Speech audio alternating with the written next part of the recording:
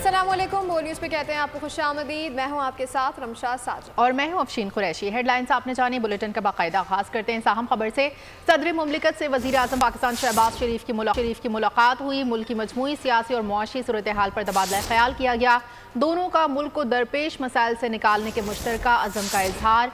रमज़ान में अवाम को रिलीफ पहुँचाने के लिए इक़दाम पर भी गुफ्तगू हुई। मज़ीद तफसीलात जानते हैं बोल न्यूज़ के नुमाइंदे मलिक सईद से। जी मलिक सईद। सदर मुमलिकत आसिफ अली जरदारी से वज़ीर आज़म मोहम्मद शहबाज शरीफ की जो है वो मुलाकात हुई। मुलाकात ऐवान सदर में हुई, जिसमें सदर और वज़ीर आज़म ने मुल्क की मजमूई सियासी और माशी सूरत पर तबादला ख्याल किया। और मुलाकात में जो है सदर और वज़ीर आज़म ने मुल्क को दरपेश मसाइल से निकालने के मुश्तरका अज़म का भी इज़हार किया गया। इसके अलावा सदर और वज़ीर आज़म बहुत शुक्रिया मलिक सईद अमान। IMF प्रोग्राम से कबल PIA की निजकारी का फैसला, बोर्ड ऑफ डायरेक्टर्स ने मंजूरी दे दी है। मजीद कर्ज के लिए एयरलाइन की निजकारी अहम शराइत में शामिल है। जून तक लाइन ऑफ एक्शन इशू होगा। जुलाई तक निजी शोबे के हवाले कर दिया जाएगा।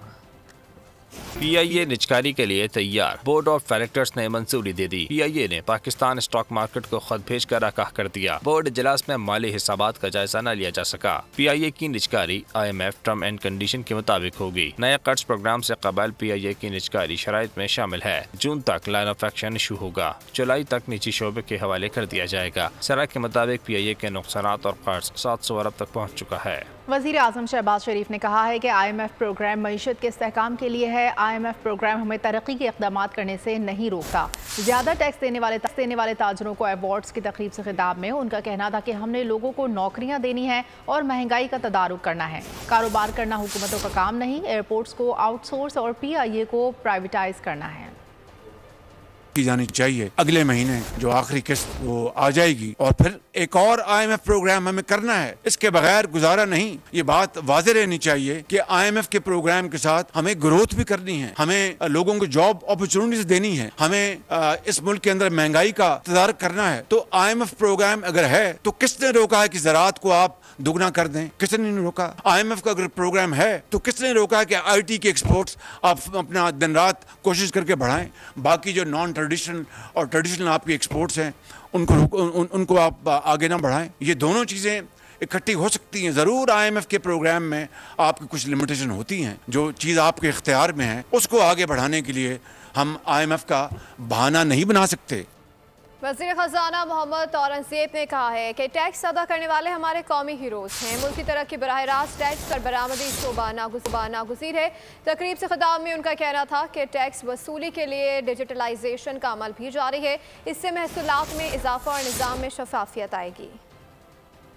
Side and exports on the external front are the levers of growth and development. In Pakistan's case, both flows have been range bound and therefore underwhelming. To isko redress karna, and that too on a very urgent basis, is obviously critical. But one thing which we don't talk about too much is client experience, which is going to restore the trust and confidence of the people of Pakistan in this institution. And also it will address some of the aspects of operationalizing the social contract, which is always referred to. Private sector has to lead the country. Secondly, import-led, subsidy-supported businesses are not sustainable anymore. We have to accelerate export-led growth. तो उसमें जो आपने काम करना है, that is continuing to improve productivity in your own operations. जो हमने काम करना है on the government side, which is providing the policy framework, providing policy continuity, competitive energy की बात हुई, and certainly on the IT side, skill development.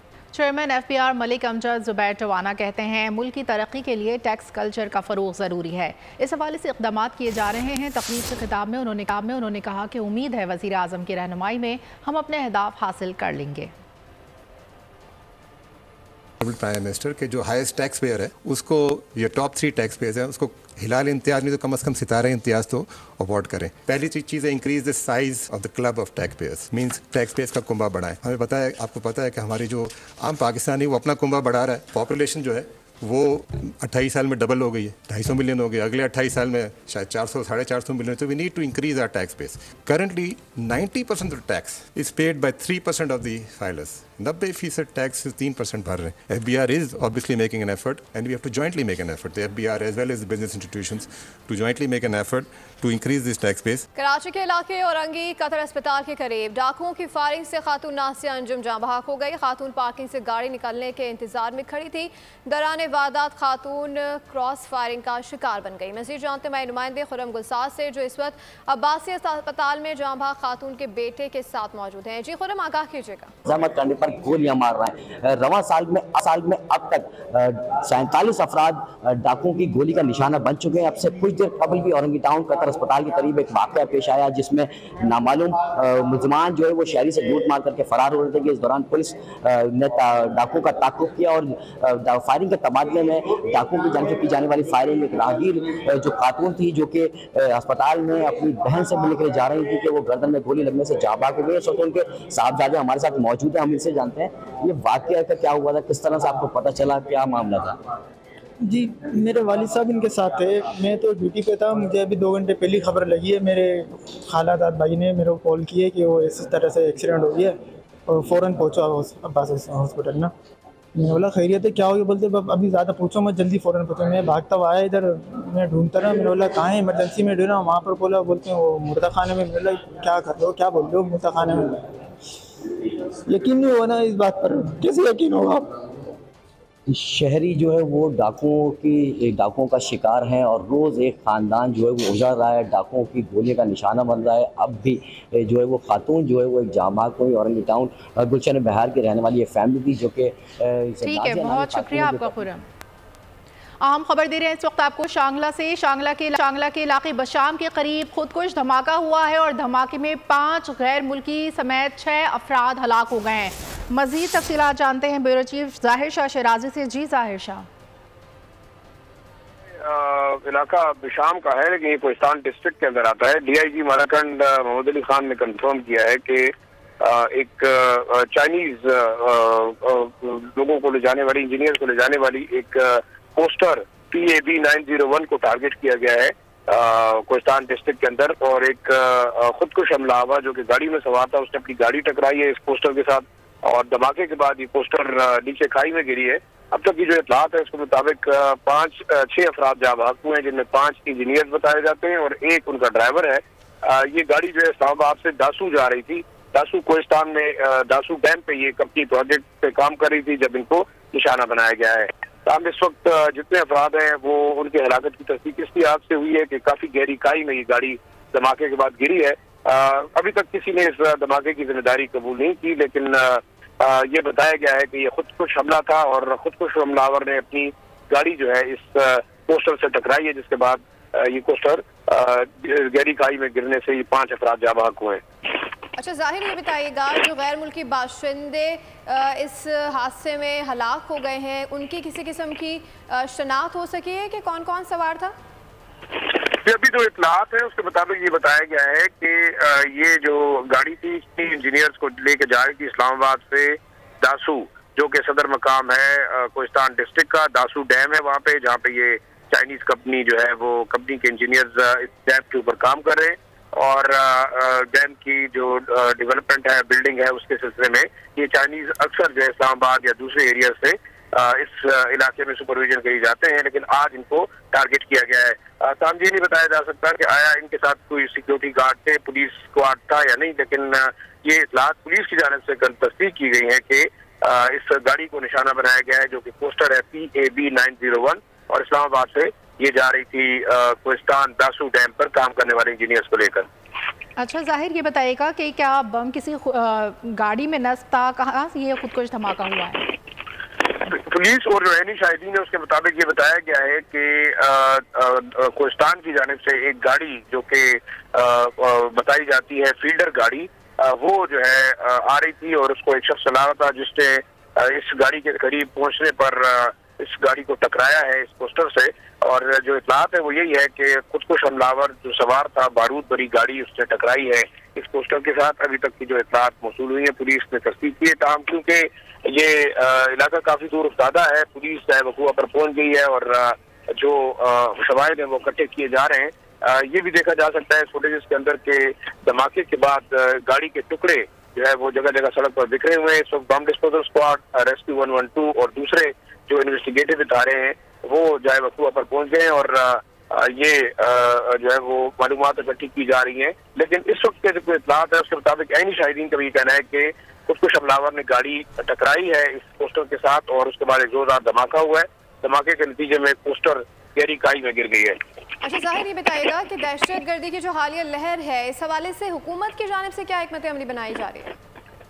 देखिए, खैबर पख्तूनख्वा हुकूमत की जानिब से तो बार बार ये जिक्र किया जा रहा है कि टॉप प्रायोरिटी है और सबसे ज्यादा जो लॉ एंड ऑर्डर का इशू है उस पर उनका फोकस रहेगा। लेकिन इस किस्म के हिट एंड रन हमले वो न सिर्फ बंदोबस्ती इलाकों में हो रहे हैं बल्कि हमने देखा कि शुमारी वजीरिस्तान, जनूबी वजीरिस्तान, डेरा इस्माइल खान और ये तमाम इलाके जो है वो कॉन्स्टेंटली दहशत गर्दों के जो है वो टारगेट पे हैं। हमने देखा कि तुर्बत में एक नाकाम हमला किया गया और सबसे बड़ा उसका वजह जो है वो सी पैक और चाइनीज जो यहाँ पे काम कर रहे हैं उनको डराना है, उनके अंदर खौफ और राज पैदा करना है। लेकिन सिक्योरिटी फोर्सेज दूसरी जानिब से न सिर्फ खैबर पख्तूनख्वा की पुलिस जो हमेशा से फ्रंट लाइन पर रही है दहशत गर्दों के खिलाफ, बल्कि यहाँ पे सिक्योरिटी फोर्सेज, FC, फौज और दूसरे जो सिक्योरिटी के इदारे हैं हर इम्कान कोशिश की जाती है कि इस किस्म के टारगेटेड ऑपरेशन किए जाए। और एक और चीज मैं खबर ये भी देना चाहूंगा कि दहशत गर्दी के खदशात के पेश नजर हुकूमत की जानिब से जितने एयर बेसेस हैं